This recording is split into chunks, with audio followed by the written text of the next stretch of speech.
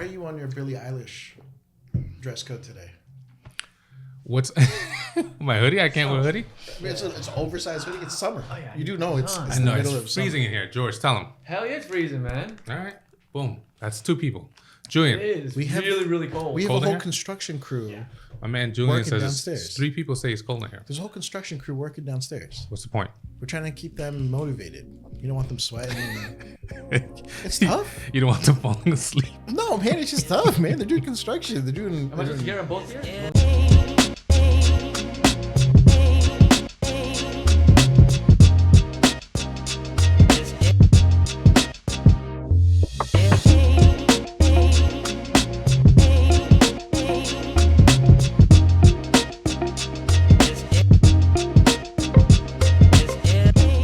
George, pretty soon you'll be able to shower here.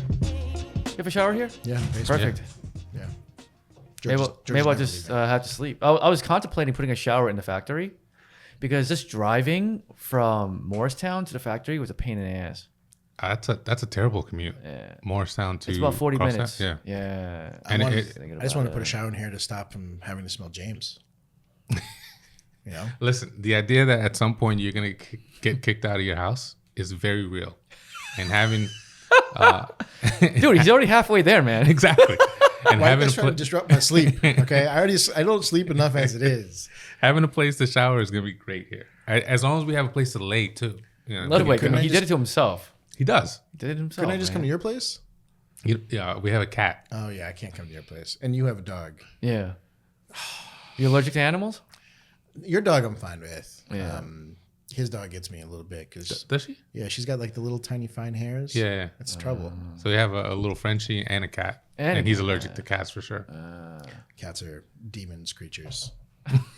I used to think that because I was too. highly allergic to myself. What did Man, you I change? was in Beijing and crazy story. I don't know if I should even mention this actually. Yes. Listen, we could always cut it So We've never cut anything. because we never had to, but Okay. we could if he. so ultimately- I mean, if we're talking about hookers and blow, we probably shouldn't.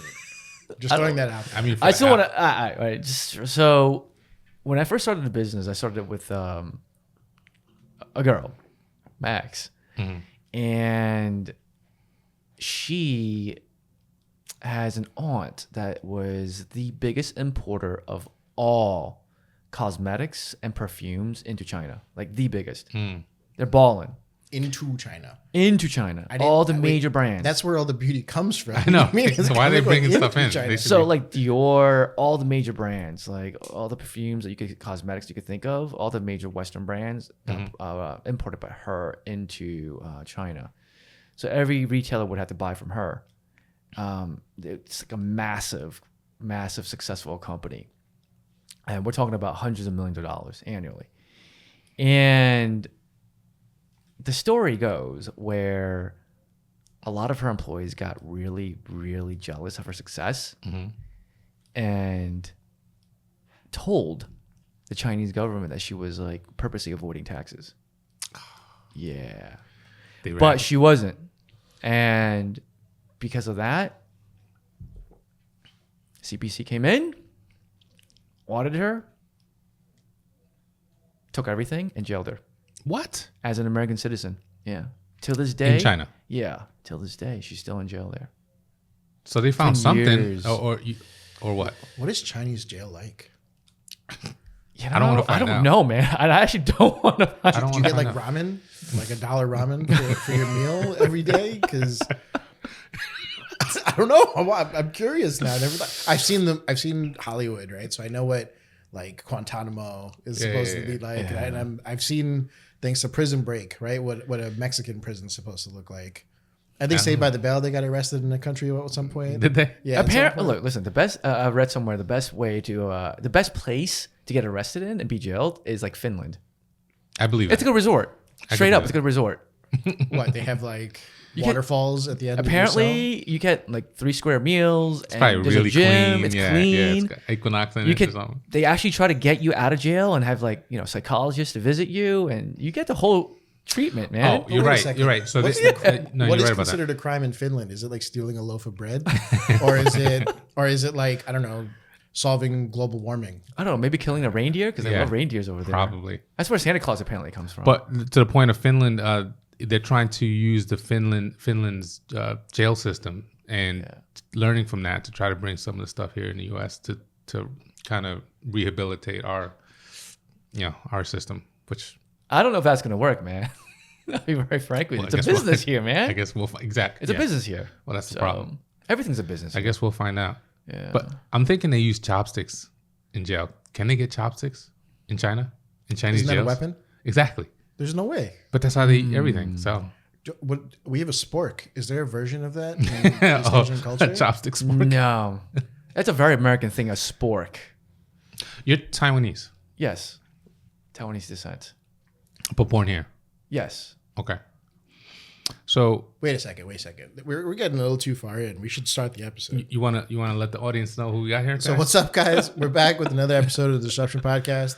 Today we have a very special guest. We have a person of Taiwanese descent, if you didn't pay attention in the last couple of minutes. The infamous George Kuan. Welcome to the show. Oh, thank you for having me. George is the founder of Bang Cookies. And it's an interesting name to pick for a cookie line. Yeah. Where did that name come from? So we didn't have much money in the beginning. So we wanted to have a name that actually gets people to look at it. Like, are they serious about that name? I'm like, yeah. So the original name was Bang Me Bakery. And we started out in the farmer's market. So we wanted to get people to come to the tent without having to put too much effort. So we had that name out there. And so it was picked just to be able to invoke a response. And it worked. And people were like, is that your company name? Like, yeah, let's come over. And then here, have a sample of the cookies. That's how we started. He disrupted farmers markets. Yeah. And that's where it Farmers markets, started. man. Yeah. Yeah, so our podcast is called Disruption Podcast, and we have people on here who've disrupted several, whether it's industries or disrupted social media. The idea that you had the balls to go out and name your company Bang Me. Yeah. I don't even think the company name was where the balls really got shown. Did you hear about his slogans? And his Well, neon let's signs? get to that. Yeah. So Like that's where he really showed some the OG cojones. names of the cookies. Yeah. So we had one called the BBC, which is the big black cookie. And what are the ingredients of a BBC? What do you think they are? I don't know. Is that the cookies and cream? Is that Cookies and cream, yeah. That I mean, when we first started, we also had like a name called Just the Chip. just the chip? Yeah. So was it like one giant Hershey's Kiss in the middle of a cookie? Was it multiple chips? No, it was a take on a classic chocolate chip cookie, but we salted it. And there's a very interesting story behind the sea salt chocolate chip, which is what it's called now officially. What's the Oh, so that's what used to be just the chip? Was the sea salt? Yeah. And then we had another name called Busted Nutter Butter. Oh my God. What's the Nutter Butter? Yeah. All right, so what are the reactions? Oh my at the God. When we farmer's first market? started, like everyone was cracking up, and it's like one of those things that you learn like from doing startups you got to think of ways to get initial traction without spending so much money. Smart. And that's how we got started thinking that in that route. And it worked, and it got people like really interested in the company because the name convention in itself worked. And then they would try the product and buy it and eat it, and that's how we grew a following because the product was really tasty. And obviously after we ran that for about like 6 months, we had little kids telling to their parents like, "Mom, I want a Busted Nutter Butter." And then, I'll never forget this because, we're in like suburban New Jersey. Yeah. And I clearly remember this one time because like we just had like the BBC out there, and this one girl, this cute girl, like she's like, 7 years old and really sweet and loved our cookies. Like, Daddy, I love the BBC. Oh my God. The news network. The news network is what we're talking about. Yes. The BBC. The BBC, yeah. And the dad looked at me, and I looked at him. I cracked up. He started cracking up. Damn. But man, we had eventually had enough complaints where the parents are like, hey, we love your cookies. It's super tasty. We love the fact that it's like a clean label type of product, and you guys are using really great ingredients. But the name, for our kids running around, saying all these names with innuendos, I think, can you tame it down? But we knew that was coming. Like, as we kept on growing the business, the name of the company originally was just to have Bang Cookies, because it's 3 syllables, and typically names with like 2 to 3 syllables are much easier to remember. And Bang itself doesn't have an R in it, so it's easier for most people that are not native speakers of English to pronounce Bang. And also, is that a statistic? If you have an R in a brand name, yeah, like for Asian people, R's are harder to pronounce if it's not your native tongue. How do they say AKG Creative? Do you want me to say it in an Asian accent? No, I'm not going to do that. I'm not falling for it. How many syllables? That's way too many syllables. We need to change our name.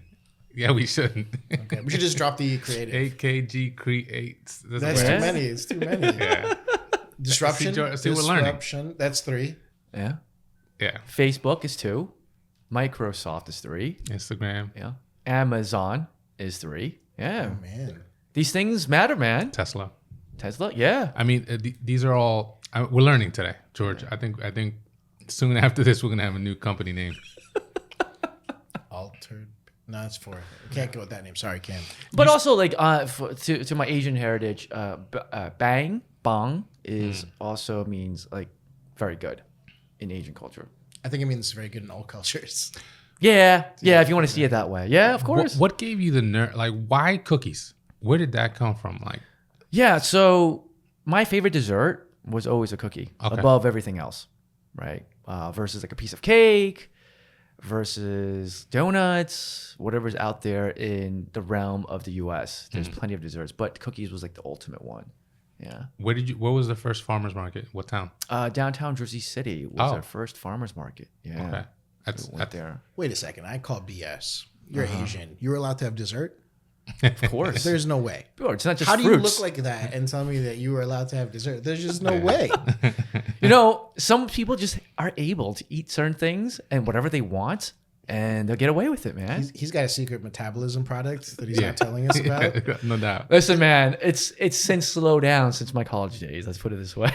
I'm just saying, you own a factory that makes cookies, and you still maintain abs and a certain physique. Yeah.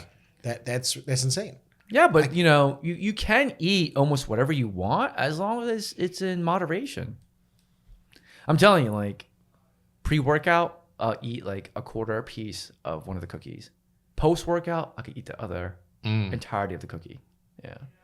Yeah, but yeah, if you really like wanted to, and you got the discipline, you could eat a whole cookie every day. That's the issue. So what is in George Kuan's everyday carry? So everyday carry is this thing that they talk about in tech, right? Where you have your phone, your keys, so on and so forth. What do I have on me? Yeah, so you have a white macadamia nut cookie, right? So you're having a quarter of it before you work out, 3/4 after you work out. What else do you carry with you every day? Every day. 2 AirPods. Yeah, have you seen his keychain? 2 AirPods? Do you have your 2. keychain on you right now? You mean like 2? It's 4? in So like 4 pods? Two Yes, cases. Two two cases, man. Yeah. I have it in the other room, but I'm more than happy to show it. It's like a lovely chaotic mess of so many things on there. I've never seen it. Interesting. And I love my wallet, by the way. We're gonna have one of the guys bring the keys in Yeah. because we need to show this on camera. Do you have? All right. So we'll Can we talk about the 2 sets of AirPods? yeah. What's that about? What's that about? I swear I'm gonna get ear cancer one day when I'm older. Is it just that like when one set dies, you have another set ready to Yeah, go? of course. So And how they many- die that often throughout the day? It's just like you use so much of it that I just don't have the patience to wait for it to be charged. And when you're constantly on calls and you're so focused, it's hard to like, oh, I gotta charge it. Yeah. So 2 sets will last me a whole day of 12 hours of working. Yeah. Wow. There's got to be a new special Apple program for that. I have to order my second set of AirPods. Yeah, man. New name. This is what we're starting with. We get in a new company Yeah. name, second set of AirPods. If I see a reimbursement request for a set of AirPods, I swear to God, I'm filing a complaint with HR. No, it's about maximum efficiency, man. yeah. Like the time it takes to even look for another one or just like holding your phone up to your ear. Yeah. And it's just kind of like the keys have arrived. Ah, yes. Oh my god. People need yeah. to see this. It was worse than this before, by the way, just so you guys know. Jesus. It was actually a lot more than that. Where does before. this even fit in a pocket? It doesn't. This is your wallet, Yeah, that's the wallet. and you need a tape measure. Always a tape measure, man. Yeah, honestly, I've used this tape measure at least 6 times already. I think it weighs like since 2 we've met. pounds, man. Is it that critical for you Yeah. to have it? Man, you will never understand how much you use a tape measure. Love and carabiners. you don't. Yeah, the carabiner is awesome. This, if I had to ever depend on one thing in my life, Yeah. if I had to go travel anywhere in the world, I would always carry one of these. Yeah. Because you never know when you can hook something on and it could save your life. Literally. When have you had to use the carabiner? All the time, man. Give me one example. What's this thing? Is this a flashlight? No.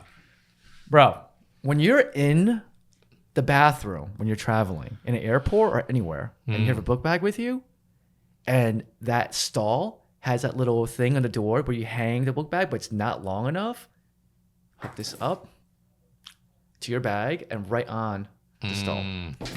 So, done this? yeah, so your bag is not on the floor with millions of people traveling. There's like probably piss over there too. George, International P. I'm brown and I have a beard, so Yeah. like that will never make it through TSA. They're gonna be like, "Sir, this is not allowed. You can't bring this." It's a weapon.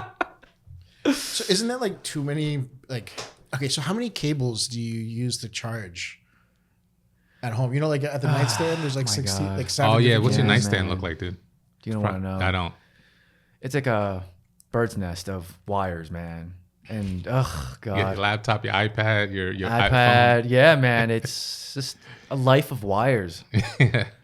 I thank God for Costco, by the way. I love Costco, so I buy all the charging cables from Costco. So this Saves is my never in life. your pocket though. You'll hook this can't. onto your belt. On my belt, yeah. Okay.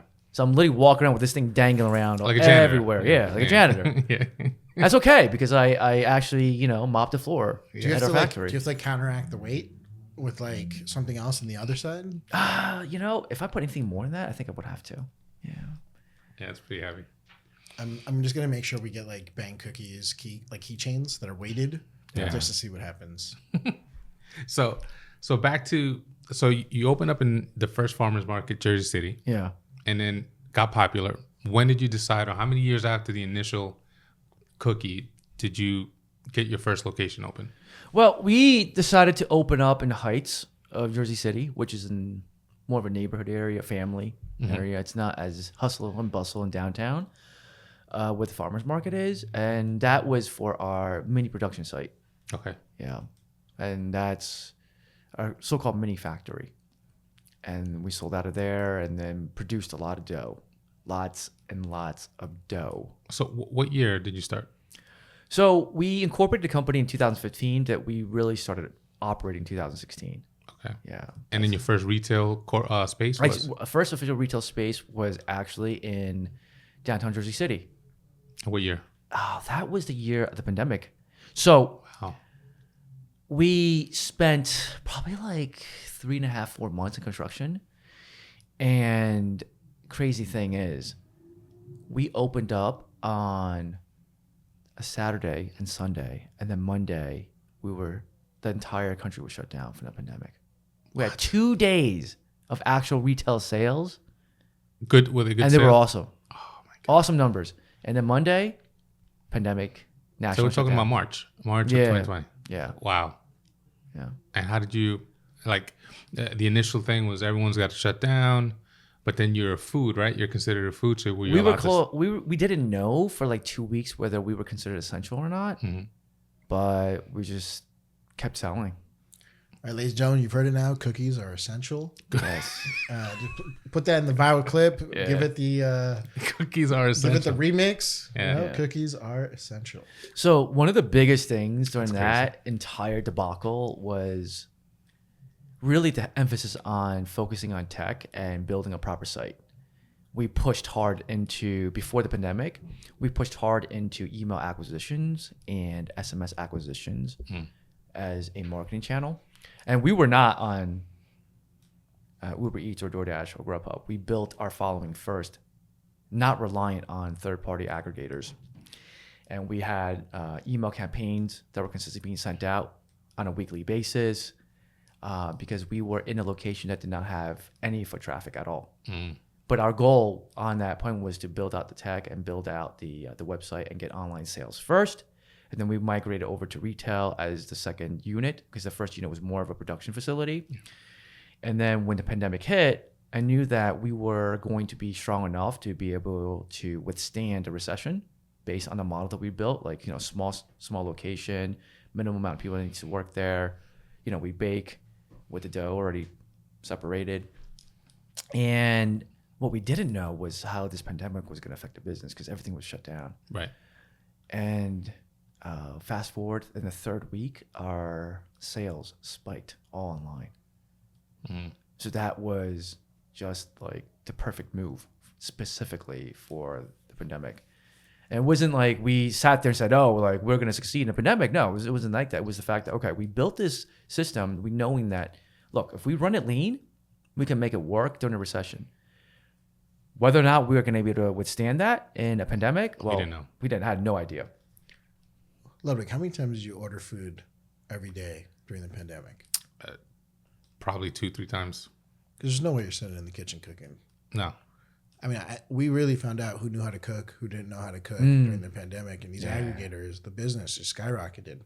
So at some point, did you add the aggregators, like DoorDash and all of that? Yeah, we didn't add the aggregators until probably the last 2.5 years, man. It was very recent. Really? Yeah. We grew the business just organically, no puns intended. Just with just the taste, the quality, the product, referrals, people telling other people. And we really pushed on that with our email campaigns too.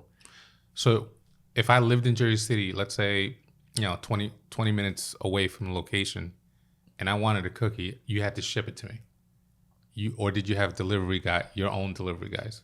So we tested many, many different variations of it. We actually built out a custom module where if you order online, you just get sent a text and you click on the link and you can see the person come to you live, like Uber. Oh, okay. And that was the very first 2 years of the company. Okay. When we built that part. But they were your guys. But they were, we had in-house drivers who were testing that. But then eventually we found out that that wasn't economical. So, and then we started once we got into the third-party aggregators, then we started using their service. So. Nice. But that did bring sales in. The third-party aggregators, they do have a place, but I think being fully dependent on them is to the detriment of most restaurants as a avenue to get sales. Why do you say that? Because they take 30%. Yeah, and sometimes you can negotiate it. You could pay less, but then you're not going to be shown as high on their first page, right? They're taking the pre-workout portion of the cookie out of the pie. That's 30% of the cookie. Yeah, dude. It's not cheap. That's insane. I didn't know it was that high. 30%. Yeah, sometimes even more. As high as you're willing to pay, that's when you're gonna get to the front page. Yeah. Got it. I've heard people pay like over 40%. I'm like, oh my god. I mean, if you're in pizza, you got to compete. Yeah. Right. Yeah, you got to compete. It's you against 30 other pizzerias. Yeah. Yeah. Speaking of competing, when it comes to the world of cookies, there's some competition out there. Yeah. So, say what? Yeah. Like who? I'm not going to say their names here. Why not? Publicly, but drop their names. Rhymes with mumble. Mumble? Yeah. So like crumble? Yeah. Okay. Like in 2020 launch, Crumble's also rising at that point. Yeah. What made you think you can get into the space and compete with these other brands? Well, Crumble started after us. Oh, okay. Yeah, I think they started in 2017. And that's fine. I mean, they really did an amazing job on social media. That's something that we were trying to figure out at that time. And we didn't push hard on it. Mm-hmm. And so, they really caught the wave of TikTok when it first was launching in the US and rode that wave, and great for them. But our product's different in how we run our business model.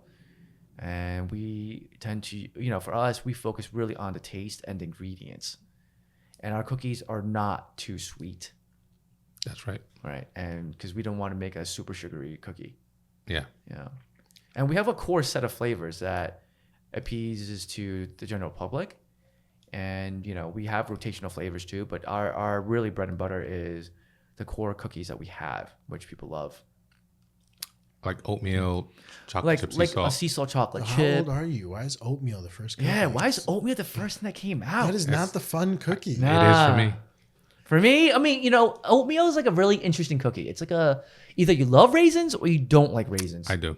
And with people that love raisins, yeah, our oatmeal cookie really wife hits the spot. Hates raisins. Really? Hates raisins. Why? I don't know. I love oatmeal raisin cookies. Reminds me of like my childhood. I wasn't allowed to have chocolate as a kid until like I had a babysitter and she didn't know better. But oatmeal raisin, it's good stuff. What's your favorite cookie? Yeah. I mean, the sea salt chocolate chip. I mean, we were just on a podcast where they made me try every single cookie. And I mean, although I might have diabetes at this point with all the cookies I had that day, it was like 12 different cookies. Yeah. These are giant cookies, right? Yeah. Like Big, thick, gooey cookies, of course. I thought we've updated the language since 2017, but I guess not. Can you text? Is big, thick, bang like cookies triggering to on his people desk. now? Wow. Big? I don't Big think you and get thick? canceled by saying big. Thick. Is that allowed? I think it's pushing it. Big? I don't Thick? think- Yeah, thick. I can't say thick anymore. You can. For I'm food, just saying. for describing food. Big, thick. That's a thin Celsius can, Yeah. right? That is a thick can of Coca-Cola. I guess it's how you say it. Yeah, you're right. It's how much ick Yeah. you put at the end. Yeah, of it. exactly. So Ludwig in all of our marketing campaigns is my ethical barometer. Yeah. Right? Yeah, that's the word. I pretty much, hey Ludwig, can I say this? And I was like, no, you cannot say this. You cannot say this. Take it back. And I'm like, hey Ludwig, this holiday's coming up. Does this meet the quota of like what I need to say? Like enough of what I need to say versus not enough of what I need to say?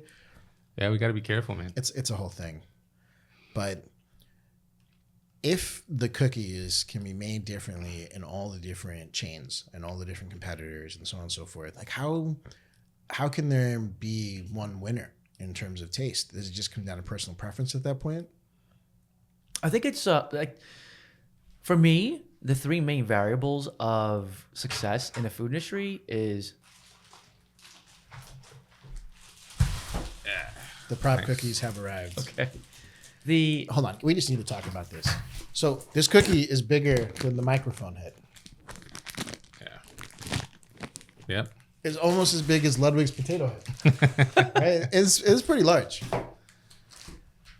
But my to the point, the three biggest aspects of any food business is number one is taste. No matter what, if the taste is not there, you're just not going to win. Number two, consistency. And number three is accessibility. Mm-hmm. This is what defines pretty much a successful food brand. Because if you taste one product from one store to another and it's just off or different or too sweet, too salty, different variables because the ingredients aren't the same, then that doesn't have that consistency. Yeah. So you're saying accessibility, consistency, and Well, taste. number one is taste. Number Okay. two is consistency. And number three is accessibility. How many stores? How quickly can they access the product? Where can they access the product? So let's talk about that in terms of disruption, Mm-hmm. right? And let's look at in which one of those categories do you think it's the easiest to disrupt in 2024 and 2025? For a company like Bang, is it do you start planning for disrupting in accessibility, or do you start planning for disrupting in taste, or is that an area that you want to stay static in, or disrupting in consistency? First and foremost is taste. Okay, because the cookie has to taste great, and we have to use the best ingredients that we can get our hands on, right? And to have source that on scale too, and that is the number one thing because taste is one of those things that really defines a food brand. Because no matter what you do, if the product doesn't taste good, nothing else really matters. It's dead in the water. Wait, so Yeah, it's dead in water. what do you do if an ingredient is just not available? Which had to have happened during the pandemic, right? Yeah, like like the bird flu that happened. You know, a lot of chickens died off, and Wait, how does that affect cookies? Oh, eggs. The eggs. Oh. There was an egg shortage, Dude, man. which came first, man? Yeah. Dude, The chicken or the egg, man. Why would you have bird flu with cookies? Yeah. During the pandemic, we literally... Wow, that was like a Jessica Simpson moment. Jeez. Okay. Look, it's the craziest thing because like during the pandemic too, because there was a lack of people working in the fields growing peanuts, there was a peanut shortage too. We literally would call up Costco's across the country in the Northeast and find out where the peanut butters are. They have like the organic peanut butter we use, and we would drive out to like Boston, Jesus, down to Virginia, just to get enough of that peanut butter. damn. Yeah, man. I overheard you the other day in the office talking about like I think one of the Angie was talking about like some ingredients that you guys were backed up on, and so you were calling around different areas. I mean, I guess to some extent you still have to do that, right? To source different ingredients that they're out. Yeah, and supply chain is super critical. Yeah. In food. What is the hardest to source ingredient that you've had to deal with? Oh my goodness. God, chocolates, man. Chocolate chunks and chocolate chips. My God. Wait, explain that. Yeah. Because I feel like chocolate's available everywhere. Yeah, I mean, it's if you're buying a bag that's like 8 ounces, yeah, that's really available. What scale of chocolate does a cookie factory have to buy chocolate in? Are we mean, talking about like truckloads? Are we talking about boatloads? I mean, at this point in the business, we're talking about, like 10,000 pounds, 20,000 pounds, that we would probably utilize in a month. Is that a face of like, I wish I was there to see 10,000 pounds? If you guys can't imagine what like 10,000 pounds looks like, 10,000 pounds, like 20,000 pounds would fill this entire room up to the very tippy top. Of chocolate chips. Chocolate chips, yeah. Yeah, maybe even bigger than this room, actually. Like you would, if your life depended on it, and you had to breathe, this room would be filled up. And that's what, a month, a week? About a month. I was really hoping to be like, that's like 6 hours. And then we have to get another shipment. Okay, so. And then don't even get me started on the eggs, man. Wait. So that much chocolate, does it come from one place? Do you have to source from different places? Yeah, we had to source from, once you get to a certain level, like, and you need chocolate chunks, like you're going to have to like source from multiple locations. And sometimes you have to source it from further out where they have stock, and you pull it in. And it becomes like a whole, there's like a whole, like, we have a whole team now just focused on making sure we get the ingredients on time. All right, Ludwig, the next set of extraneous cash we have, we're opening up a chocolate farm. We're going to sell George's chocolate. Yeah. Okay. We'll be the middleman for George. I mean, I don't know how big a farm has to be, like how many acres we have to buy to get chocolate, but you just got to get one room. That could be, 10 acres? We should be able to pull that off. Yeah. And cocoa plants. So we got to buy some cocoa plants. I mean, I just got to get whatever's left over from whatever my girl eats, right? And I'm sure we just plant that. I'll plant the wrapper, right? And a cocoa plant comes up. This guy's getting sent here tonight. Back like, I think this is about, I believe 2 years ago. There was a cyclone that went through Madagascar and destroyed a huge portion of the beans, the vanilla beans. So there was a shortage of vanilla beans on the market as a commodity, and it drove the price of like 1 gallon of vanilla, with maybe cost around like $90. It went up to like $500, $600 per gallon. It was nuts. It was so expensive. Yeah, That's a lot of money for vanilla. Have you been? So now let's get to the crazy things. The consumer, right? Yeah. The guy walks up to the counter. Are you short on cookies? Are you like, we're out of sea salt for a week? Cookies this, what I mean? Like, we really were lucky enough that we put in the effort to get the ingredients. Like we literally, we learned a lot. Man drove to Virginia and Boston. We literally went to Virginia and Boston to buy the peanut butter. So you've never been in a scenario where I would walk into a band cookie shop and they'd be out of one particular cookie. No, it has. They sell out. That's happened. There's you're saying that there's not like one cookie lover that just shows up and buys all the cookies? old Yeah, no, they have. We have. I mean, we sell out. We sell out. Can you imagine Shreds Days Anchor just rolling up like, I'll just take them all, just put them all in a box. Yeah. I would. To be honest, that could be right. me in 2 weeks, right? You just never know. Yeah, no, we do, man. Like, there are times where if there's a shortage, we do sell out the product and we just can't get it back in until we get more ingredient. That has happened. So how many cookies does one store sell in a day?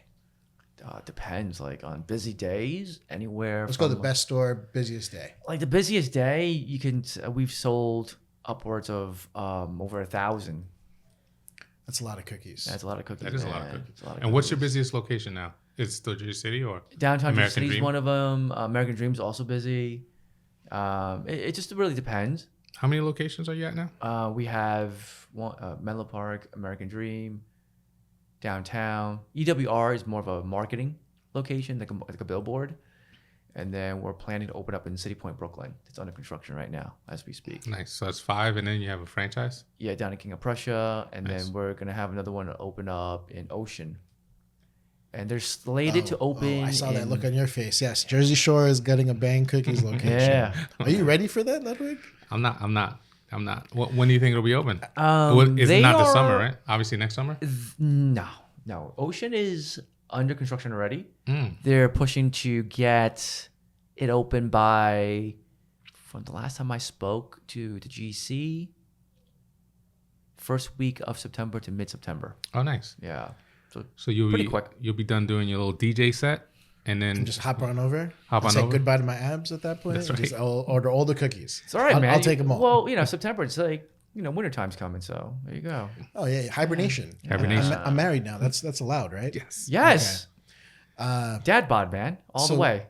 So let's say that you're sitting here experimenting with different cookie flavors, Yeah. and you got the Asian background, and you got the American cookie craze of what's happening. Are you guys following the footsteps of like Crumble and Chip City and all these other guys that are doing these like crazy toppings and crazy seasonal changes? Like, what's your direction in the R&D like area of the company? So we want to push towards serving it with ice cream, soft serve, and have to make it. He said soft serve. Yeah, definitely. You heard that, right? Larry? Stop the podcast. You brought samples? Unfortunately, not this time. But when you come to the store to visit, we definitely can film that. So when we say soft serve, are we talking like ice cream sandwiches with cookies? So the way we want to approach it is do cookie milkshakes. So you could take. Oh my god, did he just say cookie milkshake? Yeah, man. I feel like Corey right now. The cookie milkshakes. Yeah. What? So what you got to do Yo, is the fat boy in me right now is so excited. Did he say cookie milkshake? So what is it, like a McFlurry? similar to that, where people can choose the cookie that they want, and we take it and blend it. Also, we put it in the vanilla. Oh my god, he said saucer. he said it's a Cold Stone experience. They're gonna And you make it blend right in it. front of you. Yeah, and you blend it and you get it in a cup, and now that milkshake tastes like the cookie. What happens if you tip an employee at Bang Cookies? Oh, Do they sing? Do they rap? you know what? We haven't thought about that, but we should. We should just like say something dirty. you tip a Bang employee and he's you know Thanks You for just got the banged? tip. free selfie with every tip. Oh man. Oh my goodness. So you pick the cookie. You're like, that one. I want this in a vanilla milkshake. Yep, And they're just gonna break it in front of you, throw it in the blender? Yeah. So does a cookie blend well? Yeah, I did. We actually did our test store in downtown Jersey City has the cookie milkshakes, so it tastes like the cookie, exactly Okay. like the cookie. So as a corporate CEO and like you're coming up with the equipment that needs to go into these locations, how do you avoid like the McDonald's problem that you know how McDonald's you can never get the ice cream at McDonald's because it's always broken and they can't find someone to repair it. Like how do you avoid stuff like that?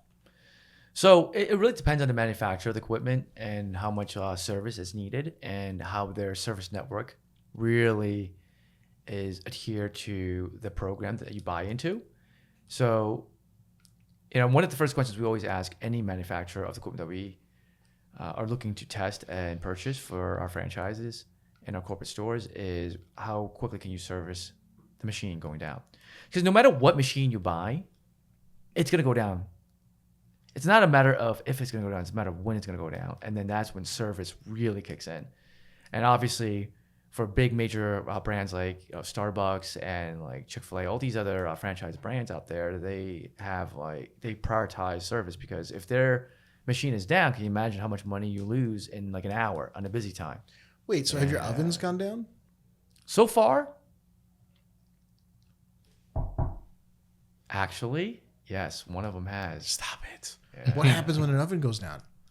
Fortunately for us in corporate, where we can rely on our factory to bake and then transport over. But for other stores that are further away, it's much more difficult. As a matter of fact, I will be meeting with the president of MeWe, who's the oven manufacturer. I really thought he was saying he's going to go meet with Biden. We'll meet with the president and the vice president of the United States. President of MeWe. I bet Biden would like Ben cookies. I'm sure everybody would like Ben cookies. I mean, speaking of which, what's like top 3 most famous people, but have tried Ben cookies and said they love it? Corey B. Okay, for sure. Definitely. We've actually had some famous people try it. I don't even know until like it gets pointed out to me. So definitely Corey B. We're gonna add this to his press kit moving forward. Yeah, we can just give him the answers for who it is. Yeah, I feel like if we transition that question into what are some of the DMs you must get on social media if your name is Bang Cookies, because I mean like people search for all sorts of stuff and people find this brand. I'll tell you something. We in our first mini production site in Heights, we had a sign, a big neon sign, like just glass, the real OG glass. I got banged in Jersey City. The customers would do very interesting in front of the sign. Yes, and for their take photos. a video and for the photos. Yeah. Yeah, they would just act crazy. That's inappropriate crazy sometimes. But it's funny though. Yeah, because they're gonna take those photos, they're gonna post it, and those things are gonna go viral. That's great. Too bad we can't keep that in the marketing anymore. We'll have to discuss that on the agenda. Well, now that you're moving into the, the school. Yeah. What's the fundraisers? The fundraisers. Yeah. Obviously we can't. Yo, that was an excellent transition. You're getting a lot better at this now that we're like 20 episodes in. Yeah, thank you. Appreciate it. It's a great co-host. I don't give him compliments that often. I see. Yeah, but now that you're getting into the school fundraiser, and that's a big part of your business, or at least you want it to become. Yeah. Obviously, we can't keep that marketing going. Yeah, that's it. My bank account got banged. Bang Cookies dropped a load in our bank. I don't know what. I mean, there's some interesting marketing campaigns that can happen for this fundraiser. All right.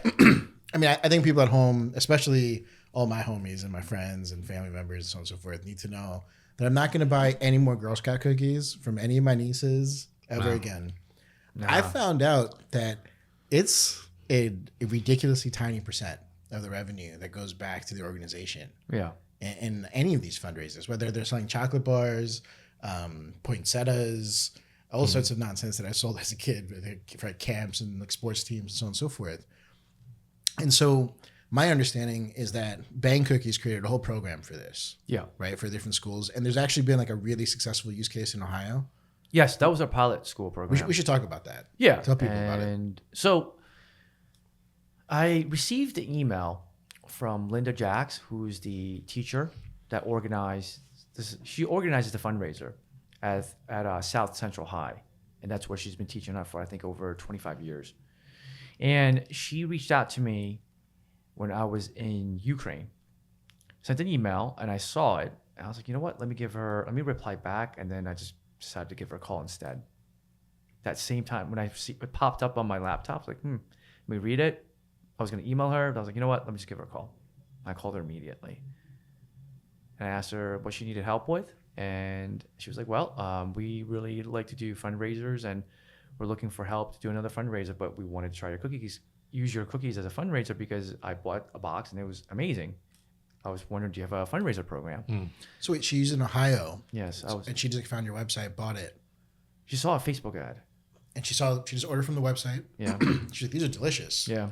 She's like, we need to have the kids like sell these on the corners. Slinging cookies. In the corner? In the street corners? Okay. You know what? They probably would do hallways. better. Slinging it in the street corners. Probably would. You know, the Surgeon General put out this morning that he wants to have that, like, this is addictive on social media, on posts. Really? Yes. We should put a Surgeon General warning on all the cookies. Yeah. It might cause addiction to dessert. Are the cookies? Yeah. I don't think it'll hurt. Okay, Try some more so cookies, she man. wants her kids slinging cookies, Slide it. Pretty much. and so I mean, you didn't have a program for this just yet. No. So I told her, look, here's how it's going to work. And I told her, like, look, I want to give back to the community because that was part of what we were planning to do anyway. We just decided to push it out earlier because she did need help. So the first thing I did was I told Linda, I'm going to come back. First thing I'm going to do after I sleep from traveling from Ukraine all the way back to New Jersey, I'll take a drive out there. So You drove out to Ohio. yeah, it was like a 7-hour drive. It's really interesting.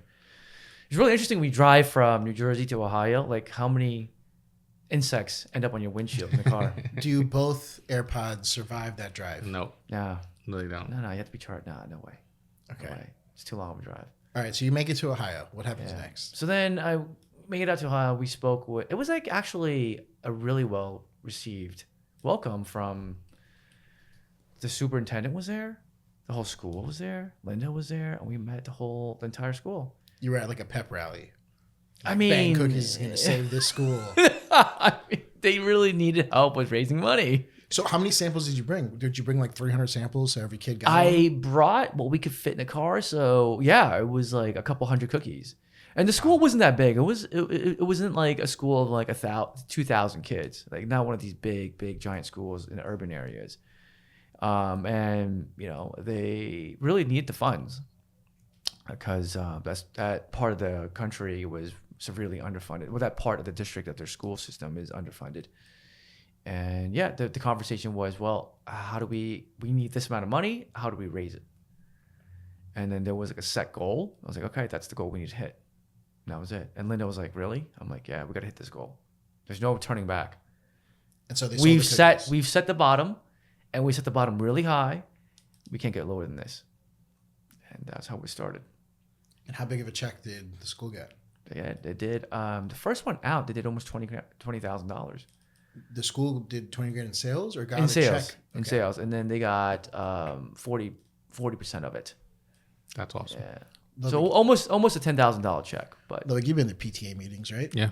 Have you ever heard of a fundraiser resulting in that kind of money? yeah. Never. I remember. And we do our fundraisers in 2 weeks, by the way, not 6 weeks or 8 weeks out. So it's like a blitz. Sling these cookies now. Yeah. you don't have a whole month. Yeah. I remember growing up, like the PTAs and the sports teams, like we had to raise like $1,000 or $1,500 just to send everyone to like the state competition or whatever it was. I can't imagine how many organizations get support of that kind of volume of a 5-figure check. That's incredible. No, I mean, she must have been ecstatic. Oh yeah. And then So I mean, you did it once. Did you then open this up to like all the other schools? or then we organizations? just really put in some investment dollars, my own personal investment dollars, into building the tech background for it. Just a MVP, a minimal viable product, Wait, why does a fundraiser need a tech background? because we do it all digital now. Okay. It's all digital based, so everything's online. Each student has their own individual landing page that has a picture of them, and Wait. underneath Did it, you say That's every insane. kid has their own landing page? Yeah. Is there like a Yes. photo of the kid? yes. It's like, please buy my cookies. Right. So instead of like going knocking door to door physically, Yeah. you just copy and paste the link to your landing page And then you email just it. text message to everybody. Who else across the does country. that? That's insane. There's not many people doing that. I mean, if you have like, if you think about like Kickstarter or Indiegogo, Yeah. I mean, but if I for go a to, fundraiser level and a school level, not many. if I go I know to my niece's Girl Scouts thing, it's her troop, right? It's Yeah. never just her. And I mean, I would probably repost the link if it was just my niece, Yeah. right? Like help my niece out and have all my friends donate and so on and so forth. Right. Like go Team Shayla, right? And I would just get behind that. But man, that's disruptive in the fundraising world. I mean, not only is it 40%. Did I hear that right? Yeah, it's 40%. That's also insane. Yeah. Like you That's look at huge. affiliate programs, they barely give 10, 15, 20% sometimes. Yeah. And the thing about for us that's completely different is that it's vertically integrated. Like we manufacture the product, we actually pack it, pack all in house, and we ship it very quickly. So when the order comes in online for the fundraisers, we ship it out that same day. Oh, by so you're 3 not p.m. waiting for like the day that the Girl Yeah. Scout cookies arrive and Yeah, everyone has yeah. got to come pick it up. Yeah. And all that. Oh, It's just going that's straight to the crazy. doorstep. Straight to the doorsteps, yeah. So the reach is massive. Like traditional fundraisers at the school level is limited by the geography of that person's reach. Not anymore. But what happens if a school reaches out and like no one eve's heard of Bang Cookies because they're in like Alabama? What do you do in that situation? We send them a box of samples. And then you just let them try the cookies. Yeah. That's interesting. We'll let the cookies do the work. That's like I said, taste is what's going to win, right? And also, we want them to see that they get all the support. We're taking literally like 90% of the hard work out of it, right? They don't have to distribute the product. They don't have to, worry about carrying inventory. They don't have to put money up front. They're not just getting 10% or 15 or 20%. They're getting a full 40. And the tech stack is built for them. And all they have to do is do 10% of the marketing. And we ship out directly to all their supporters. Yeah. So George, this is incredible, man. That's like number 4 out of like this taste, flavor, consistency, right? Yeah. The empathy, right? And that aspect of it and giving back to the community. Giving back. Yeah. That's huge. Yeah. So what is the grandiose vision? How many locations? How long? Our core value is integrity. Do the right thing for the customers, do the right thing for your employees, and do the right thing for your community. And I'm a firm believer that there's 2 different types of people in the world. There's a giver or a taker. So you give to receive more, and you take to get less. And that's something that... Slap that on a shirt. Yeah. Clip it. Give. I believe this. It's coming from me. Like, you give, you will receive more. You take, you get less. And that's hard to think about, by the way. And I've spoken to many other entrepreneurs, especially like independent coffee shops, where they don't truly understand customer service. Where they're like, well, you made a mistake. It's not my problem. Yeah. I'm not going to like give you another thing, And hence the reason why I love Costco. They understand that customers need to be served. People make mistakes. And it's okay if somebody makes a mistake to treat them to another cup of coffee for free. It's absolutely okay. Dear Costco, George would like to be sponsored. He would like some free iPod or AirPod charging. Or to be able to put a Bang Cookie kiosk inside of the Costco. Let's get George some extra pre-workouts so he's not always eating the cookies. No, what is the 3 things that have to end up in your Costco cart every time you go? Oh my goodness. My God. That rotisserie chicken. Oh my God. That rotisserie chicken is life. Oh, $4.99 for a 3-pound rotisserie chicken. You don't get the organic one for $6.99? If they did, they don't have the organic. Of course they do. No, they don't. Not the rotisserie chicken, man. Yeah. No, they have one that's organic right next to it. Nah. Oh, wait, I'm thinking ShopRite in Whole Foods. Yeah, you're thinking Whole Foods. The regular one and then the organic. No, you're thinking Whole Foods. Yeah. Oh, that's right. No one's gonna be able to beat that deal. Nobody. Hell no. Do you eat that in one sitting? 2 sittings? 2. I scarfed the whole thing down in one sitting. We know you do. So no, yeah, I think at this point we should give George a chance to ask us some questions. Sure. I mean, we like to flip the script here. I mean, Ludwig's a world famous brand expert, influencer, management guy. Oh, he takes photos sometimes from his toy camera, the Canon. And then you got me, right, with all my brand experience and everything. Do you have any questions for us? Yeah, actually do. So, how did you guys end up with AKG Creative? Like, what's the story behind this? And how did you guys even... All right, that's one. Another question is, how do you guys know each other? What's your background in the sense of how you guys met? This guy was at some startup. It was like a telecom thing that they were doing, right? James is wearing the shirt today. Verizon. Is he really? I don't know if the cameras caught him walking in and out. I guess this introduction goes to this guy named Arvin. Yeah. Right? Who used to be my business partner at Shreds and all that kind of stuff. Ludwig and Arvin used to work together. And then why did you pick up a camera? What was the reason? So I started shooting when my daughter was born back in 2008. It's actually her birthday today. So she was born in July of 2008, sorry. And I started taking photos of her. I fell in love with photography, all the while working at Verizon. And as I started getting better, Arvin and Ankur started Shreds. I worked with Arvin, and he asked me to take some photos of some athletes one day. took my camera, took some lights, started doing that. I was at the beginning of Instagram, so things started. What was easier, a fitness person or a kid? Fitness person for sure. Okay. Kids don't listen well, especially when they're like newborns. And through that, I met Ankur, and we kind of stayed in touch as Shreds was blowing up. My photography was blowing up because they were using my art and my images to sell their product. Wait, so we were your first fitness client? Essentially, yeah. Oh, I thought there was other people before. I guess I never understood that part of the story. Not to that level, of course. So I think at some point Ludwig was like, "Hey guys, I think I want to start charging for his work." And so internally in the team, it was just like, "We're never going to pay Ludwig. He's the free photographer." And so they ended up picking other photographers to work with, and all their work was terrible. I was like, "Just pay Ludwig what he wants. His work is phenomenal. We have it in print magazines, the expos, so on and so forth." For whatever reason, I couldn't convince the team to bring Ludwig back after a certain point. So then I took money out of my own pocket. I don't even know if you know this. I took money out of my own pocket. I was like, Ludwig, just come to these other events and these big expos and stuff that we're doing. And I think his photos were by far the best at all those events. And we just remained friends over the years. Yeah. And as he moved on to different projects and I did, we stayed in contact. We worked together several times. And then about a year ago, we joined forces here at AKG, which AKG's his name, Ankur K. Garg. Okay. So this is well, that name, that story is actually even funnier. So growing up, I was a graphic designer for a little period of time. The story was that it is impossible to talk to girls when you don't have facial hair yet and your balls haven't dropped. And you're a year and a half younger than everyone, right, in your grade. I remember going to high school dances and everyone was talking to the DJs, but no one was talking to like each other. You know, like the girls are on one side, boys on the other side. So I just asked the DJs to teach me how to DJ. I eventually became a DJ, and I realized DJs don't get paid a crazy amount of money. You get paid if you promote the event.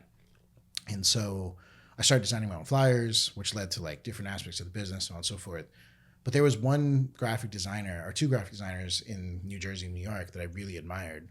One of them named the company after himself. It was called Anish Media. This guy was like a savant with graphic design. He would hide like a butterfly in all of his flyers, and like every time something would come out, like all of us would like try and find the butterfly and like whatever else.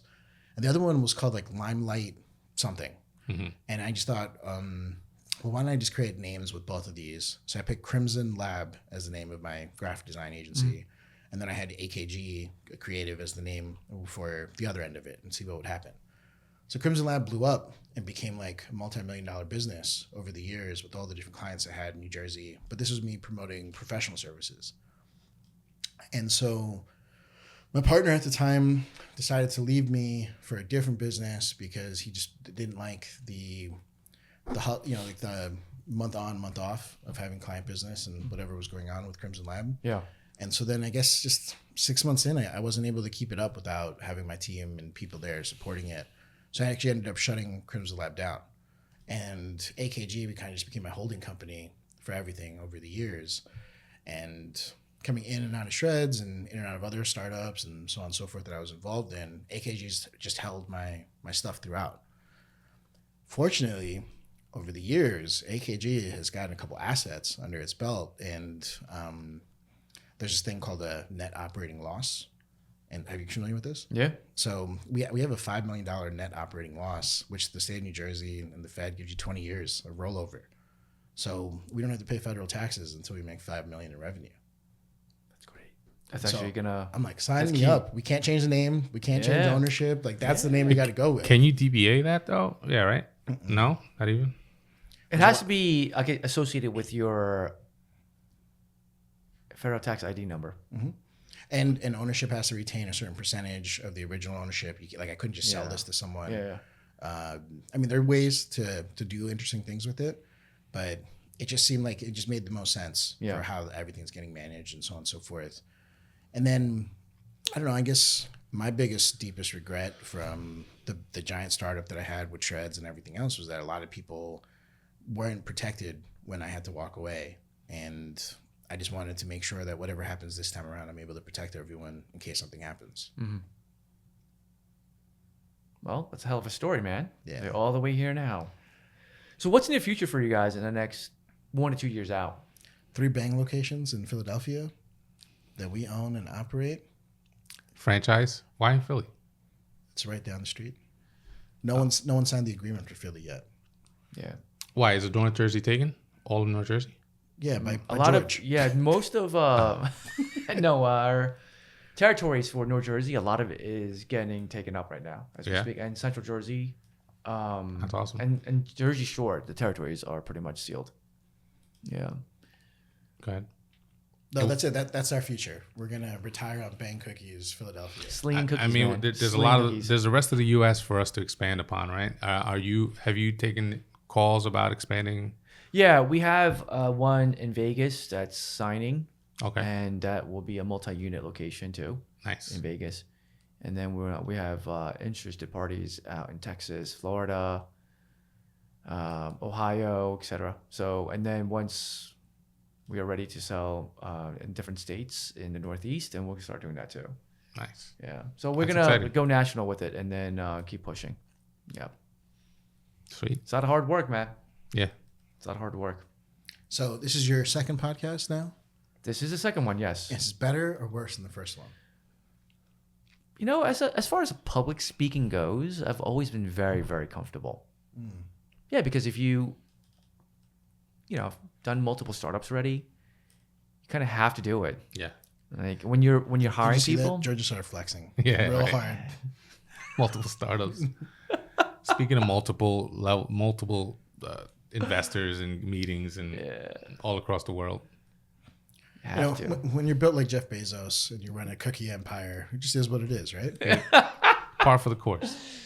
Oh, Bezos. Wow, he got really jacked. Really jacked. Really jacked. And his voice got deeper. Wasn't too. he gonna fight Zuckerberg? Wasn't like a No, whole thing? it That was was Elon. Elon. Oh, he was gonna fight Elon? Elon was going to fight Zuckerberg. Oh, Elon was gonna fight Zuckerberg. Yeah, and then Zuckerberg no was one like- wants to fight Bezos. But Zuckerberg Except was his like, ex-wife. show up wherever you want because he's like training MMA. And then Elon was like, oh, I'm good. Well, listen, George, man, thanks for coming on the podcast. We No. appreciate you. Thank you for having Yeah, me. man. It was Thank you for awesome. having me. Appreciate Yeah. it. Thank And thanks you. for bringing us some cookies. Well, that's it, guys. We'll catch you guys in the next episode. See you.